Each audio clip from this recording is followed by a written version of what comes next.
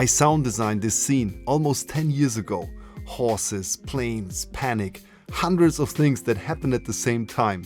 Today, I'm gonna rebuild parts of that scene with a tool that didn't exist back then. I will show you what holds up and what I would do differently today. And later, we need to talk about a new technology from that same company that got a bit of mixed reactions within the sound community, at first also from me. Full transparency right away. This video is sponsored by Krotos, my first paid partnership ever on this channel. The story how this came together and why I said yes is also part of this video. I started out as a sound effects editor, sound designer, dialogue editor, working mainly on drama. So my world was to match Foley and sound effects to the production sound and vice versa. We built a big studio at the post-production facility that I was employed at back in 2013 to 15 around. And at that time we invested also in a lot of native instrument stuff, the keyboards, the big hard drive, the full contact and whatnot, because we simply wanted to be ready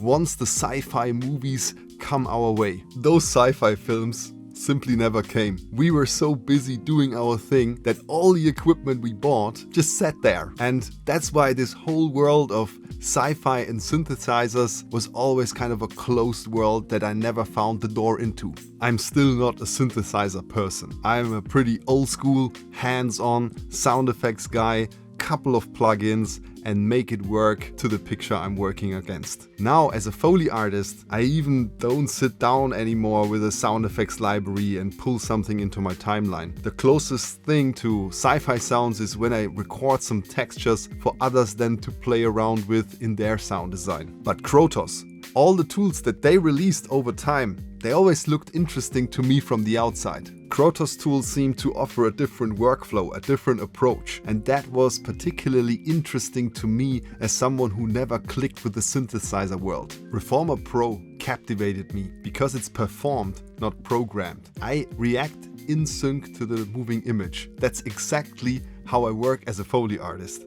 I tried it out on a YouTube video that I made on Hollow Knight. Let's watch a quick reel that I made for Instagram then. Then I imported them into Reformer Pro. And now let's use my voice to actually trigger those sounds in Reformer Pro and come up with that bubbly texture. And now let's have a listen what Reformer Pro actually did with it. Yeah, that was nice and I enjoyed it, so I kept exploring not only Reformer Pro but then also Krotos Studio. First time I explored Krotos Studio together with my intern Theo, shoutouts, who was here for 3 weeks, and we both liked it. Then I wanted to know more back of the story of Krotos as a company, so I interviewed Matthew Collings in my podcast. He's head of product, and I asked him, is this tool more for beginners or also for pros? And he said both use it, professionals on all levels. I looked it up on their website and the testimonials back that up. I still wanted to explore Krotos Studio more for beginners because many of my followers would love to build my Foley station, but they simply cannot do it. So I thought Krotos Studio could be a nice beginning point for them to also play around with footsteps. I tried that out in a Arc Raiders video that I made for YouTube. Let's have a quick listen.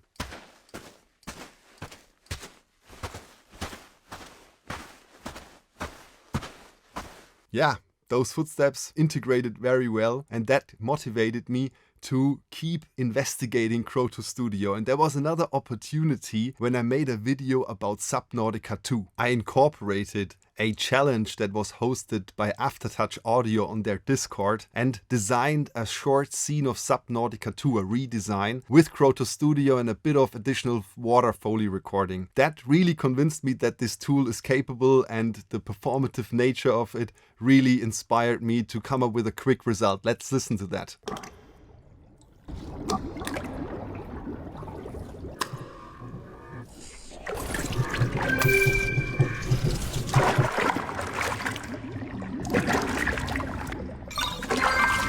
I really enjoyed that process of designing that little scene, and it convinced me that if I was hired today as a sound effects editor or sound designer, I would definitely put Krotos Studio and other tools of Krotos like Reformer Pro into my stack. That's what it really is. It is a tool that opens up a new way to work, a new workflow, sparks your creativity in a different way. It's not replacing the stack of a sound designer, but it's definitely a really valuable addition. And that's also why I then decided to go for that paid collaboration. Let's go back to that scene I showed you in the beginning. Planes flying all over, people are fleeing, chaos. I was tasked with that movie almost 10 years ago when I was a full-time Foley artist already. Director Till Endemann, however, insisted that I work also on the sound design and the ADR because we were used to collaborate on previous movies. Let's listen to that scene again, see the different sections, and then use Reformer Pro and Krotos Studio to create new sounds that add to that scene or replace certain sounds, and at the end, look at the results. Let's go.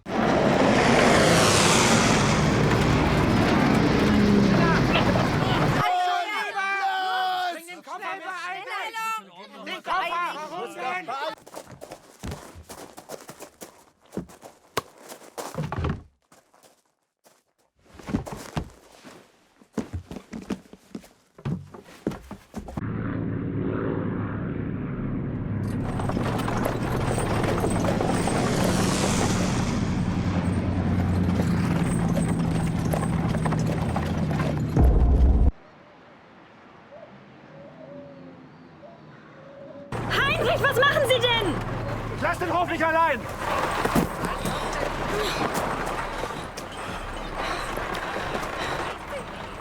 Here we go. You heard all the different sections and then at the end playing everything together. The only thing that you might have missed is in the ambience there is a siren going on. I focused on that because I thought you don't need ambience with all that busy stuff. The only thing I was basically missing is when the horses start to move and the carriage moves. There's this initial thing that is missing. And then the other thing was that there were at the beginning no bomb impacts, and I thought, okay, maybe we can make it a bit more dangerous with more impacts already at the beginning, because in the scene I established them more at the end when it was more quiet, because I thought leave more space. What I did, I used Reformer Pro and used my mouth to trigger some debris sounds. And with that debris, I wanted to create that initial movement for the horses when they start. And then I also continued with my mouth to my cluck, cluck, cluck, cluck, and made some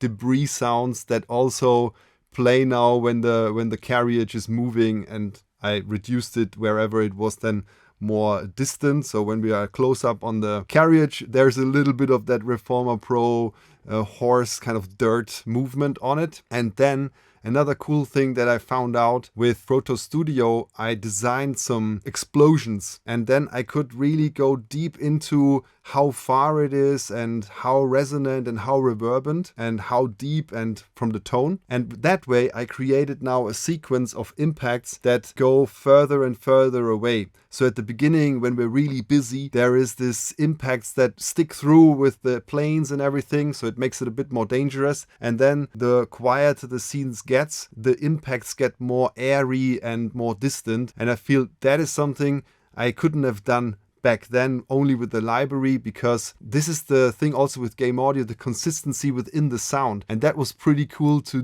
be able to do all the different steps of distance within that one thing to make it really cohesive. I also used a little bit of the jetpack because there was the opportunity to play around with that as well. So I did also a bit of a flyby and flying pass that I added to the original sounds. And I think the last thing that I did was to use the ambience generator for Modern Warfare. So I had to, of course, not use the helicopters and machine guns and also not too much of the crowd fighting, but I used a little bit of the impacts and ambience in general to create another layer, also to make it a bit more dangerous. Let's listen to all of that. So here are the Krotos Studio sounds and Reformer Pro sounds.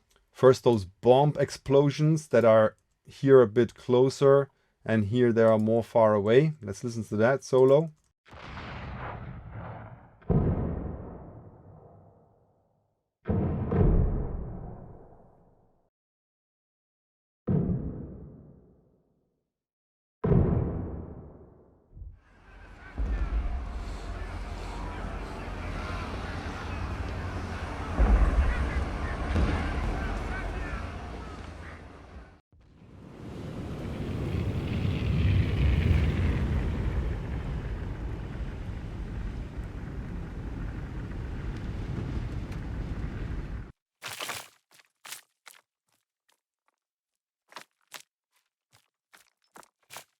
Okay, and now the whole scene again together. Komm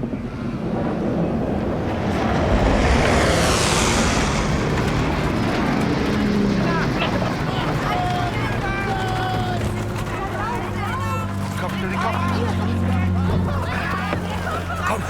Komm her.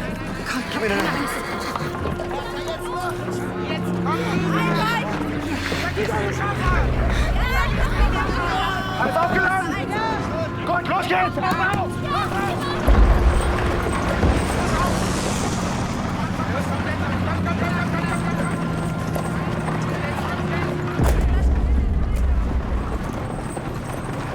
Heinrich! Heinrich, was machen Sie denn? Lass den Hof nicht allein!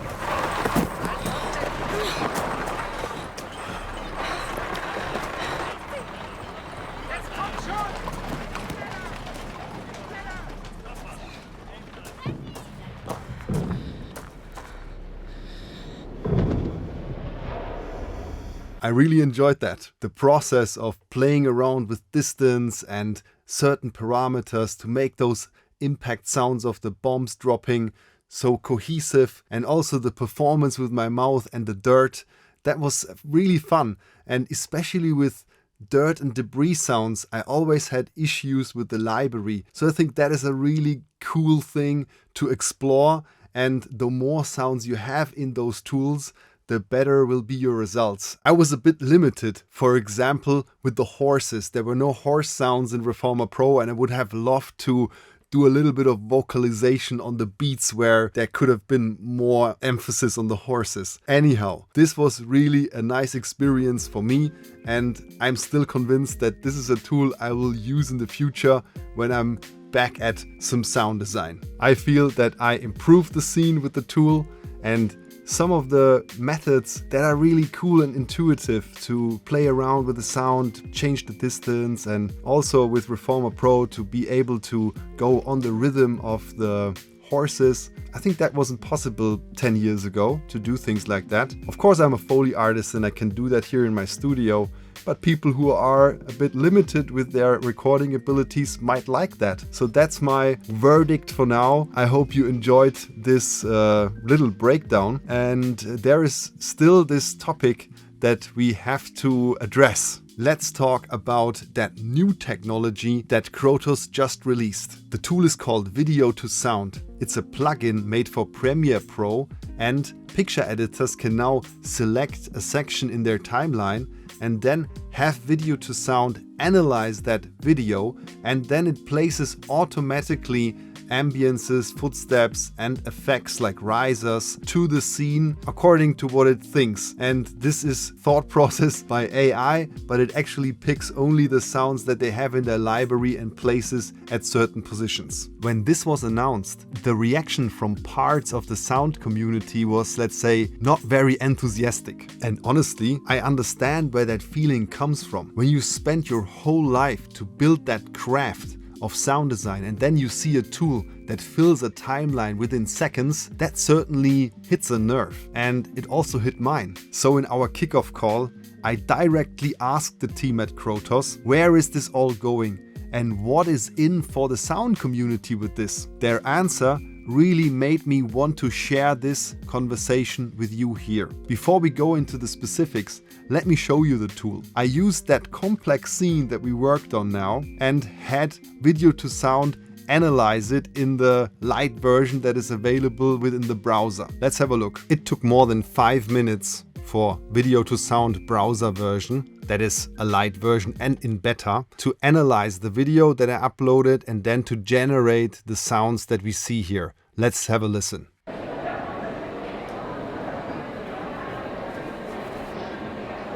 Right away, this is not comparable with my sound design. Let's go in the separate sounds. An airy wind. Subtle indoor activity. Airport ambience. Church bells.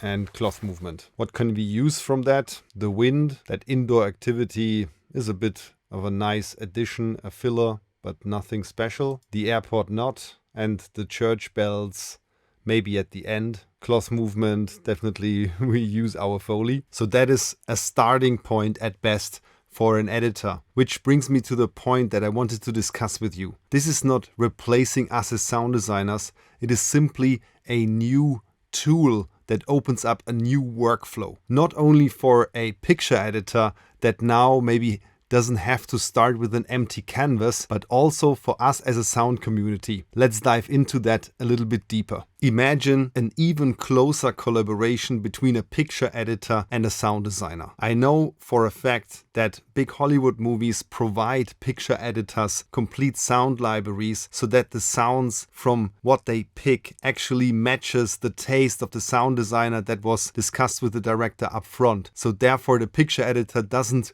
put sounds into the timeline that the director then falls in love with, but the sound team kind of has a different vision, and that's always an issue in the final mix when the director then says, in the picture edit we had this sound, I'm missing this now. So okay, that is already a pro thing that everyone can start and establish with their editors. But now imagine that this sound effects library that the sound team already provides to the picture editor gets fed into video to sound. And now when the picture editor clicks that button and the scene gets analyzed, all the sounds that the sound team provided get then filled within the timeline. And that already is a good thing for the picture editor because he doesn't have that empty canvas problem. The next thing, the technical vision behind that is that the timeline within the picture edit syncs with the timeline of the sound designer. So as the movie evolves, the sound designer can always step in and re-edit, reiterate, put new sounds on top of what the picture editor already brought. And that way the soundscape evolves during the picture edit and the director gets more and more of a feeling of what the finished sound could be already. The picture editor of that movie just placed a couple of planes in the beginning and in the middle of that scene. Nothing else. That was from a sound library. Quick thing. And it works. It helps to tell the story here. Now imagine he also presses that button of video to sound and gets those ambiences. That is a nice addition that makes the scene maybe a bit more wholesome from the get-go. And if they wanted, they could now dig deeper and create more, but most likely the time will not be there. Now imagine these whole process and that infrastructure could open up to a marketplace, so every one of us is able to then contribute towards it and upload sounds, and then when those sounds get used we would get a payout of royalties. I pretty much like that idea, and I appreciate that Krotos is actually thinking about implementing this into the whole thing. This is a different workflow and a new technology. It changes when sound happens in the process, not who it needs. I've seen nothing that potentially replaces a sound designer. If anything, it brings sound earlier on into the conversation. Let's wrap up this thing. An old school Foley artist tried a new technology for a month, decided for a collaboration, and then reworked a 10-year-old scene, and I set it into perspective and told you what works and what not. Now I want to hear from you. And I mean all of you, picture editors. Would a tool like this change how you want to work with sound people and sound designers? What would that technology need to offer to you so that you see yourself in it? Let me know in the comments. I'm reading everything and I'm passing on the interesting stuff directly to Krotos. I said yes to this partnership because I'd rather be part of the conversation than watch it happen from the outside. If you enjoyed Krotos Studio, there's a link in the description. When you buy it from there, I get 15% commission. If you want to support me like that, I appreciate it. Thanks for staying until the end. And if you haven't subscribed yet to the channel, please do so. Thanks in advance. Enjoy one of the next videos and see you in there. Peace, the Foley teacher.